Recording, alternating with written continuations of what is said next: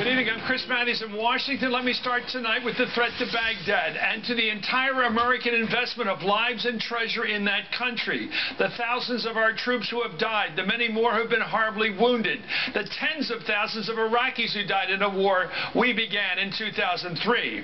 A question now for my fellow citizens of this country. What's the difference between the Iraq we entered 11 years ago and the Iraq of the future that now looms? Saddam Hussein led a Sunni-dominated Iraq. We went in there and installed a Shia-dominated country. Now the Sunnis are fighting their way back to power. Why wouldn't they? Wouldn't we, if we were them? Was there any reason to believe that Iraq, once we left, would not revert back to what it was before? That the people who held power before would not try to get it back? It gets worse.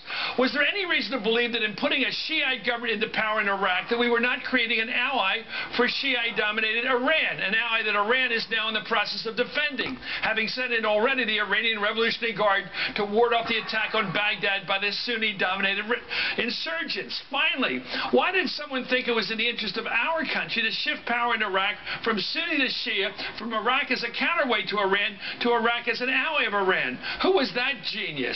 And if George W. Bush was so out of it to embark on this American excursion into insanity in the first place, why is President Obama or anyone else, knowing now that we've achieved through all these sacrifices nothing, talking about doubling down on it with still more U.S. military engagement in turbulent Mesopotamia? Senator Joe Manchin is senator from West Virginia, and one Washington Post reporter, by the way, tweeted, quote, "Iraq is basically falling apart. Today, Sunni militants already in control of parts of the country vowed to march on Baghdad. On Tuesday, the insurgents took over the northern city of Mosul. Yesterday, they took over control of Tikrit, Saddam Hussein's hometown. Well, today, according to the Associated Press, they attacked an Iraqi security checkpoint just 31 miles north of Baghdad. According to the Wall Street Journal now, Iran's Revolutionary Guard forces are now assisting the Iraqi army to try to regain control of Tikrit. The White House said they are not considering sending troops back to Iraq, but the president said he wouldn't rule out anything else." What we've seen over the last couple of days indicates the degree to which Iraq's going to need more help. It's going to need more help from us, and it's going to need more help from the international community. So my team is working around the clock to identify how we can provide the most effective assistance to them. I don't rule out anything because we do have a stake in making sure that these jihadists are not getting a permanent foothold in either Iraq or Syria, for that matter. Meanwhile, Speaker John Boehner blamed the president for what's happening in Iraq. Let's watch him. It's not like we haven't seen over the last 5 or 6 months these terrorists moving in, taking control of western Iraq. Now they've taken control of Mosul. They're 100 miles from Baghdad. And what's the president doing? Taking a nap. Senator Manchin, the president's taking a nap, so we're back to political gaming, this whole thing. My question to you is, when we look at the situation over there, as I've just said, the Sunnis were in power, we knocked them out of power, put the Shias in power, the Sunnis are trying to get back into power. The Shias are now going for help with Iran. They brought in the Iranian National Guard, the Revolutionary Guard, in to help them. How did we get in the middle of a civil war between Sunni and Shia that's been going on for 1,000 years, it's going to go on for another 1,000 years, and we got involved in taking sides? I don't get it. Well, a lot of people don't get it, Chris, and that's been predicted for quite some time. I've often said this: if money or military might would change that part of the world, we'd have done it by now. And to bring us back into this, I don't think anything will come out of it. And how long do you want us to stay? I know I have my fellow colleagues, some of them who think that we should have still had a presence, we should have stayed in perpetuity. I don't buy into that. I don't agree with that. Now, what do we do now? Can we help? We've got to see if they have the will to defend their country. Do they have the will to defend themselves? Are they willing to fight for it? We've got an awful lot invested in that country, and the sacrifices that our men and women and our soldiers and families have made is beyond compared to anything else anybody else has done, not counting the resources we put there. Now we're finding out that they've taken our equipment, our supplies, our weapons, and now moving into Syria to re-engage in that fight and use them against us, I'm sure. Someone said, well, what should we do? They've suggested maybe airstrikes. That's something I think would be more receptive if we think that we can get the rest of the United Nations involved with us. Analyst, I want to start with Congressman Moran. You've been a critic of this enterprise of going in there. We've got 186,000 people have died in that war in Iraq, and yet here we are headed towards, it looks to me, back to the future. The future looks a lot like the past. The Sunnis want power again. The soldiers are taking off their uniforms. And by the way, Congressman, there was an ad today, ironically or tragically, in the Washington Post, full-page ad for Humvees, Lockheed Martin. They're selling that Humvee right there, and then we're getting a tweet today of a Humvee in the control of the insurgents. There it is. We paid for the Humvee. We gave it to that government over there, so-called. Now it's in the hands of the insurgents because all the guys took off their uniforms, turned over the keys to the cars, including the Humvees, and ran. Because I don't know why, maybe they don't know why they were in uniform to begin with except the weekly pay. Your thoughts about this talk of us somehow losing a war in Iraq, which we should have never been in?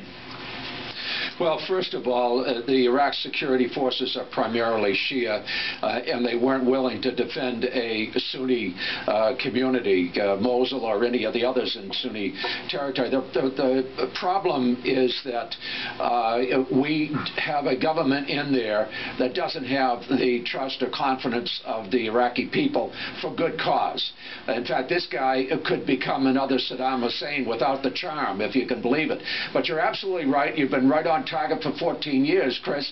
$2 trillion later, 4,500 American lives, well over 100,000 Iraqi deaths, and we could be in far worse shape than we've ever been in terms of our own security, because these guys, ISIS, they have international ambitions. They're bringing in people from other countries. These are international terrorists. Al-Qaeda kicked them out because they were so vicious.